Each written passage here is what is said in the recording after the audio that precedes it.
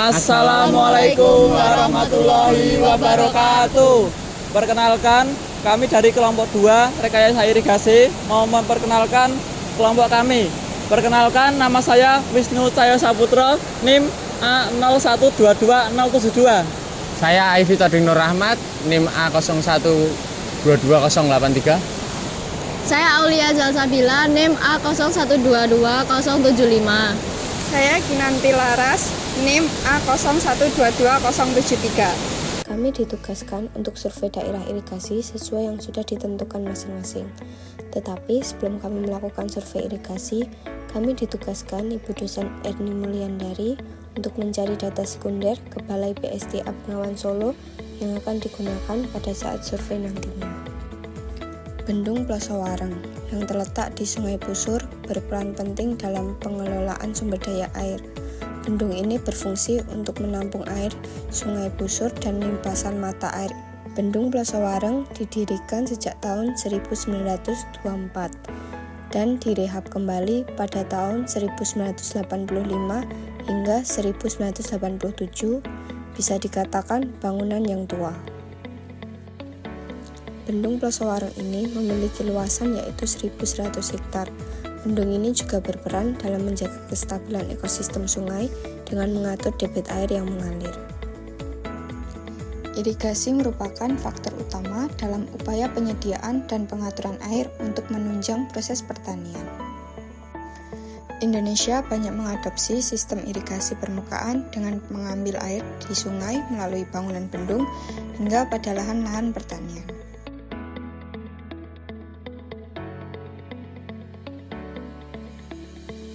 Pertama-tama, air sungai akan dibendung oleh turunan bendung dengan meninggikan muka air sungai dan mengalirkan sebagian air sungai ke arah tepi kanan dan tepi kiri sungai ke saluran melalui bangunan pengambilan jaringan irigasi.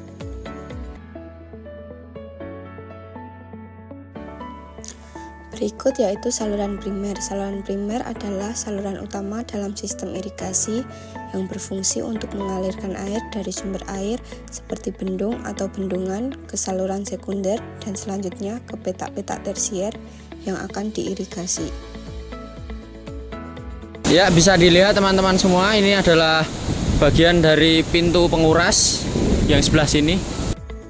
Pada setiap bendung terdapat sebuah turunan pintu penguras yang berfungsi untuk menguras bahan-bahan endapan seperti tanah dan lumpur yang berada di bawah bangunan bendung. Selanjutnya, air yang telah dibendung tadi akan melalui pintu pengambilan atau intake.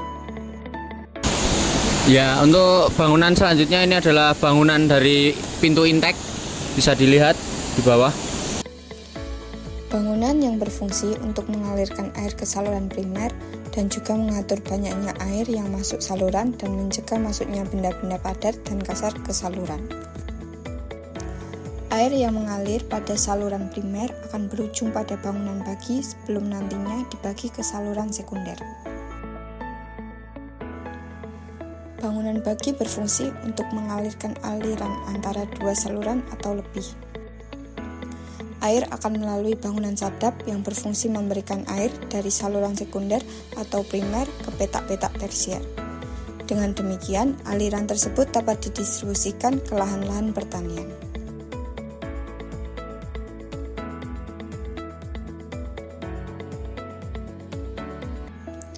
Terdapat pula beberapa komponen bangunan penunjang irigasi lainnya sebagai berikut. Bisa dilihat untuk yang di sebelah sini itu namanya mercu bendung. Secara umum, mercu bendung berfungsi untuk menentukan tinggi muka air minimum di bagian udik sungai, mengendalikan aliran sungai, dan sebagai pelimpah aliran sungai saat debit tinggi. Berikut ini yang namanya terjunan. Bangunan terjun adalah bangunan yang dibuat untuk menurunkan ketinggian saluran sesuai dengan topografi setempat hingga kecepatan air tidak menimbulkan erosi pada besar saluran.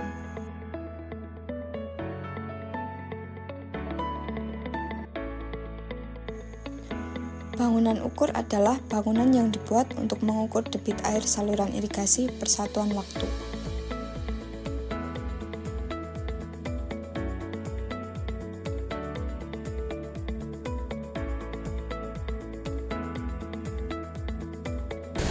Oke, baik teman-teman, ini namanya gorong-gorong. Bisa dilihat.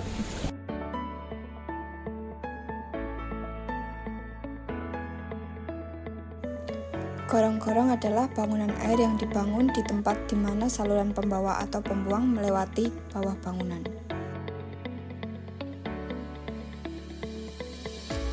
Bangunan pelimpah adalah bangunan yang dibuat untuk membuang kelebihan air pada saluran yang diakibatkan karena kelebihan debit.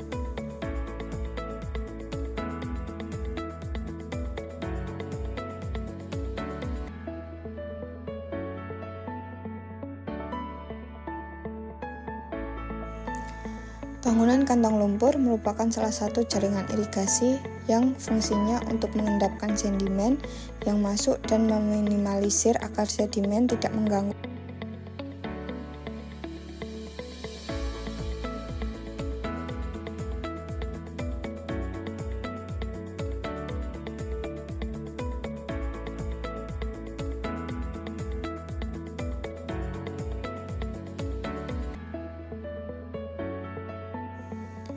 Jembatan adalah bangunan penghubung jalan-jalan inspeksi di seberang irigasi atau pembuangan, untuk penghubung inspeksi dengan jalan umum atau untuk penyeberangan lalu lintas.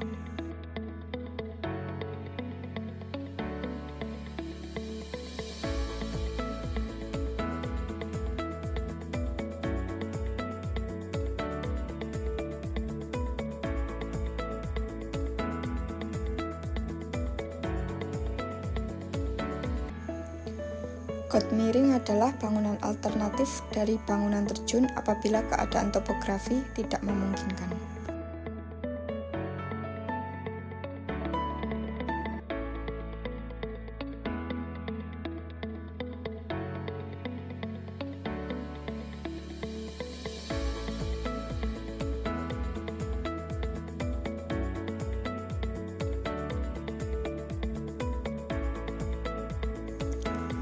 Bangunan talang adalah penampang saluran buatan di mana air mengalir dengan permukaan bebas yang dibuat melintasi jalan raya, jalan kereta api, jalan desa, cekungan, saluran sungai, atau sepanjang lereng bukit.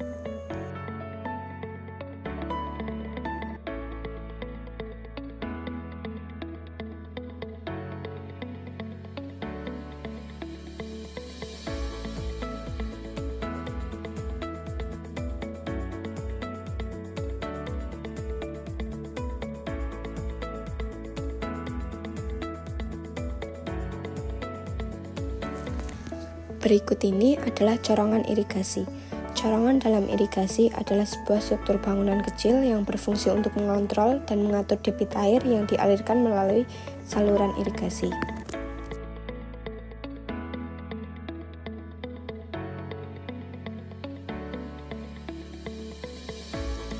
Tempat mandi hewan pada irigasi adalah bangunan pelengkap dalam jaringan irigasi yang berfungsi untuk memandikan hewan ternak petani. Biasanya terletak di dekat bendung atau saluran irigasi.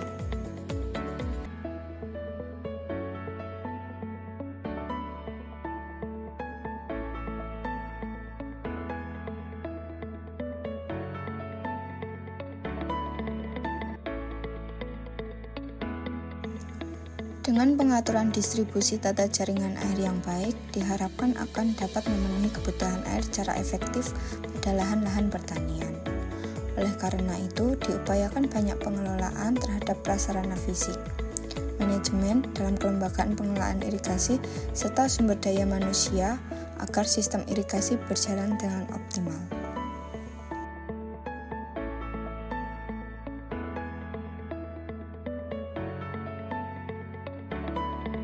Pertama mau tanya untuk irigasi yang ada di Plosowareng itu Pak? Iya. Plosowareng itu untuk pola tanam dari pengelola petani sekitar itu kira-kira bagaimana?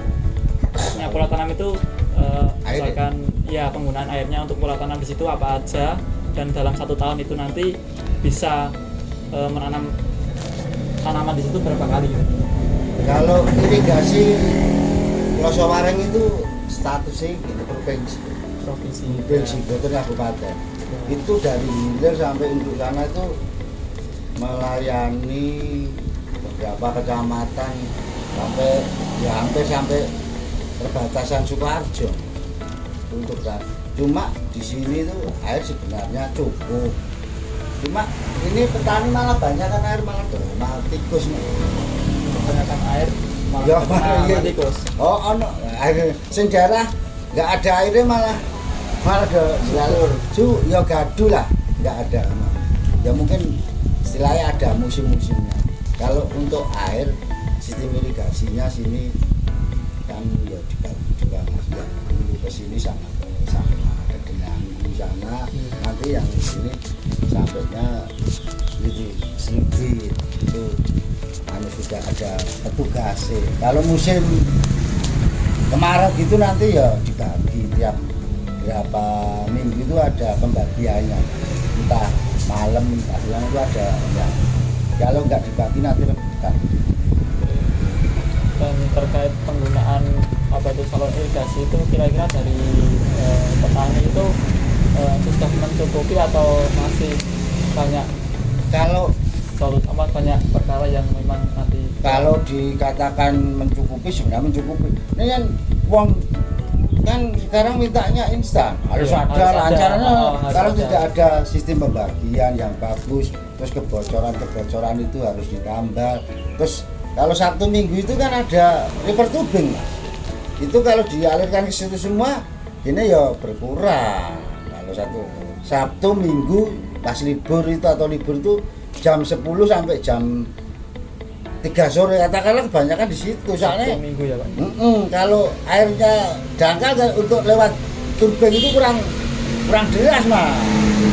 Tapi alhamdulillah kalau kita sampai saat ini sebenarnya mencukupi. Tapi kalau pondok puas yuk mungkin kurang puas mah, nonton aja gitu.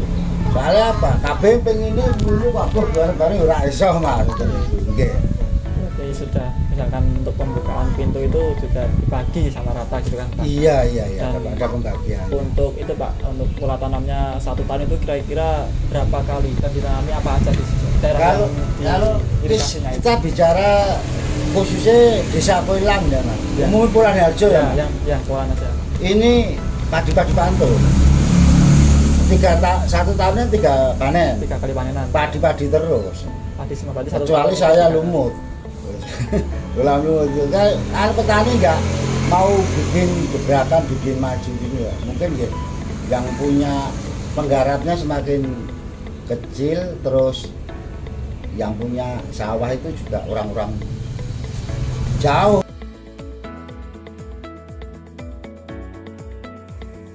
Sekian tugas video survei dari kelompok 2. Semoga dapat memberi manfaat dan pengetahuan tentang irigasi.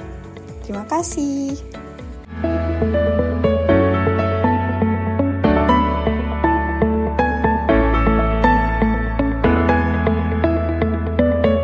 Dari kelompok 2. Oh iya, salam saya bareng-bareng. Langsung dilanjut ya. Assalamualaikum warahmatullahi wabarakatuh.